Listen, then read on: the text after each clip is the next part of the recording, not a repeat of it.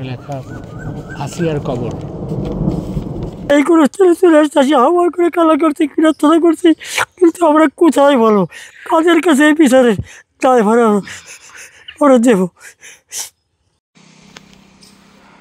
আসসালামু আলাইকুম ইয়া আহলাল কুবুর মিনাল মুসলিমিন আল মুসলিমাত। এই মুহূর্তে আছি জামিয়া উমর বিন খাত্তাব রাদিয়াল্লাহু তাআলা আনহা গোরস্থান মসজিদ ও মাদ্রাসা। এখানেই সমাহিত আছে আমাদের সবার প্রিয় নয়নের মণি আসিয়া। আমরা আসিয়ার কবরস্থানের কাছাকাছি যাচ্ছি। আসিয়ার কবরটি একেবারে নতুন, ছোট্ট কবর, ছোট্ট শিশু নাড়িয়ে দিয়েছে পুরো বিশ্বকে। বৃষ্টি হচ্ছে, গুড়ি গুড়ি বৃষ্টি। এপাশে কলা গাছ, এই পাশে আসিয়ার কবর, ছোট্ট কবর, নতুন কবরটি আসিয়ার।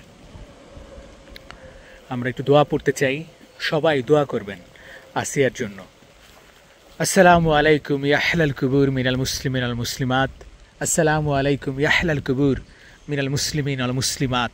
আসসালামু আলাইকুম ইয়া আহলাল কুবুর মিনাল মুসলিমিন আল মুসলিমাত। হে আল্লাহ, আসিয়াকে তুমি জান্নাতের সর্বোচ্চ শিখরে রাখো।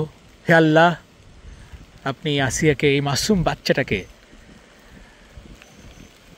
পরবর্তী যে আখিরাত রয়েছে, কবরের জীবন রয়েছে, সেখানে তুমি সুখ, সেখানে তুমি তার সকল গুনাহ মাফ করে দিও। তার সঙ্গে যে পাশবিক আচরণ হয়েছে, তার সঙ্গে যে নৃশংস ঘটনা ঘটেছে, তার তুমি বিচার করো এই দুনিয়াতে এবং আখিরাতে। আমি একটু দেখতে চাই এখানে কবরের, এখানে কিছু একটা লেখা আছে। এখানে লেখা আসিয়ার কবর।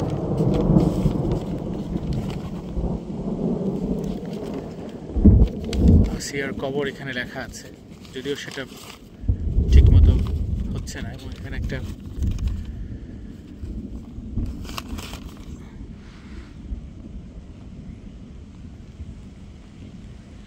হে আল্লাহ, আসিয়ার কবর দেখার সৌভাগ্য অর্জন হয়েছে। আমরা দোয়া করলাম, আমরা আরও কিছু দোয়া পড়তে চাই। আসিয়ার জন্য আমরা সূরা ফাতিহা পাঠ করব,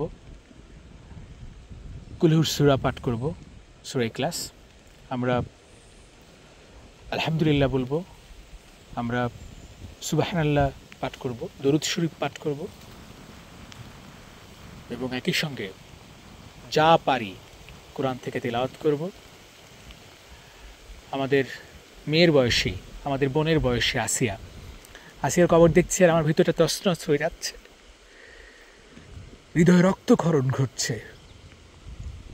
বোঝাতে পারবো না সেই কষ্ট, সেই বেদনা কতটুকু। আমাদের এই কষ্টগুলো হয়তো বৃষ্টি আকারে ঝরছে। পুরো বাংলাদেশে ধর্ষণ ঘটনা ব্যাপক হারে বেড়ে গেছে। আমরা দোয়া করছি যেন সেটা রোধ হয়, ধর্ষকরা যেন দৃষ্টান্তমূলক শাস্তি পায়, নিশ্চিত করে সরকার। আর কোনো মা বোন, আর কোনো মেয়ে শিশু যেন আসিয়ার মতো করুণ পরিণতি ভোগ করতে না হয়। হে আল্লাহ, আসিয়ার কবরকে তুমি জান্নাতের টুকরা বানিয়ে দাও। আমিন আমিন সুম্মা আমিন। হে আল্লাহ, আসিয়ার বাবা মাকে তুমি দেখে রাখো, আসিয়ার বোনকে তুমি দেখে রাখো, আসিয়ার ভাইকে তুমি দেখে রাখো, আসিয়ার পরিবারটাকে তুমি সমৃদ্ধি দাও, সুখ দাও, সাফল্য দাও। আসিয়া যে কষ্ট ভোগ করে গেছে, তার মা বাবা সাক্ষী, তার বোন সাক্ষী, তাদেরকে তুমি হিদায়াত দান করো। যারা নরক পিশাচ রয়েছে পুরো বাংলাদেশে, তাদেরকে তুমি হিদায়াত দান করো। আবারও বলছি, আসসালামু আলাইকুম ইয়া আহলাল কুবুর মিনাল মুসলিমিন আল মুসলিমাত। আসসালামু আলাইকুম ইয়া আহলাল কুবুর মিনাল মুসলিমিন আল মুসলিমাত। পেছনে আসিয়ার কবর, পিছনে আসিয়ার কবর। ভীষণ কষ্ট, ভীষণ বুক চাপা আর্তনাদ আমাদের। জি, আপনি, আপনার আত্মীয় হয়? আমার আত্মীয়। একটু বলবেন মানে কিভাবে কবরটা দিলেন, কবে কবর? আচ্ছা, আমি আপনার বলি। ওই আমার নাম হচ্ছে মোহাম্মদ গোলাম মোহাম্মদ, শিক্ষক রানীগঞ্জ মাধ্যমিক বিদ্যালয়ের। তাই এই আসিয়া হচ্ছে আমার খালাতো ভাইয়ের মেয়ে। 9 দিন খুব কষ্ট করে মাগুরা সদর থেকে ফরিদপুর থেকে ঢাকা মেডিকেল থেকে সিএমএতে খুব আর্তনাদের সাথে যুদ্ধ করে সে আজকে পরবাড়ি চলে গেছে। আমার গ্রামের সামাজিক গোরস্থানে আমি তাদেরকে সহায়তা করেছি গ্রামবাসীর সৌজন্যে। লাস্টটা অবশ্য হেলিকপ্টার আসছিলো মাগুরায়, তারপরে সেনাবাহিনী, বাংলাদেশ পুলিশের মাধ্যমে এটাই হয়। তবে যারা যে ভিকটিম এই আসিয়ার, তাও ওই তার নাম আছে হিটু, তার দুলাভাই আসিয়ার বড় মানের স্বামী নাম থেকে সজীব, আর একটা ভাই আছে রাতুল। রাতুল, আর একটা হচ্ছে জায়দা তার মা। এরাই চারজনে এই ন্যাক্কারজনক ঘটনা ঘটেছে। বিজ্ঞ ম্যাজিস্ট্রেট মাগুরার লতিফ সিদ্দিকী সাহেব, উনি 7 দিনকে রিমান্ড দিয়েছেন এবং 5 দিনকে রিমান্ড দিয়েছেন 2 তরফা করে। গত রবিবারের দিন রাত্রে ভিকটিম তার সমস্ত দায়িত্ব স্বীকার করেছে। জি। আমি নিজে বিজ্ঞ আদালতে গেছিলাম, সেই কাগজ উঠিয়ে দেখেছি। আমি এই ন্যাক্কারজনক ঘটনার তীব্র নিন্দা জানাই। সমাজের জন্য এই ধরনের ঘটনা আর না ঘটে। আর দ্বিতীয় কথা, যে এই ন্যাক্কারজনক ঘটনার আমি দৃষ্টান্তমূলক শাস্তি দাবি করি। তা তো মিডিয়ার লোকের কাছে, জনগণের কাছে, বা অন্যান্য লোকজনের কাছে, আল্লাহ তাআলার কাছে প্রার্থনা করে আজকে সেই মেয়েটা আজকে আমার গোরস্থানে সারা জীবনের মতো ঘুমাই থাকলে আর কোনোদিন তাকে খুঁজে পাবো না। বৃহস্পতিবার রাতেই কি দাফন হয়েছে? ওই দিন রাতে যাপন হয়েছে। লোক সমাগম তো সবাই, লোক হাজার হাজার লোক আসছিল নোমানি ময়দানে। নমানি ময়দানে একটা, তারপরে আমাদের এই সোনাইকুনি সরকারি প্রাথমিক বিদ্যালয়, যেখানে লোক আমরা ধরাতে পারি না। পুলিশ, আর্মি, বিডিআর, আনসার বাহিনী, এলাকার সংগঠনের লোকজন, অনেক লোকজন ছিল। প্রত্যেকেরই হাজারে করে আপনি আশ্চর্য হবেন। গতকালকে একজন জামাতের 2 জন লোক এসে এখানে কান্নাকাটি করেছে, এখানে আমার সামনে আমার জোড়া ধরে। আমি এই আর্তরাজ আসলে আমি সহ্য করতে পারি না। দেখেন, একবার তো ভিটা ছাড়া আর কিচ্ছু নাই। আমি আপনাদের কাছে সহজে হাত বাড়াই দিই যে ওই পরিবারটা যাতে না খেয়ে না থাকে। কালকে গেছি মাত্র 3 কেজি চাউল দিয়েছি, 1-2 কলা দিয়েছি। আমারও আর্থিক অবস্থা ভালো না, কিন্তু এদের পাশে এখন কারা থাকবে? সমাজের বিত্তবান লোক যদি আসলে না আগে আসে, আমরা তো এদের কী সান্ত্বনা দেবো?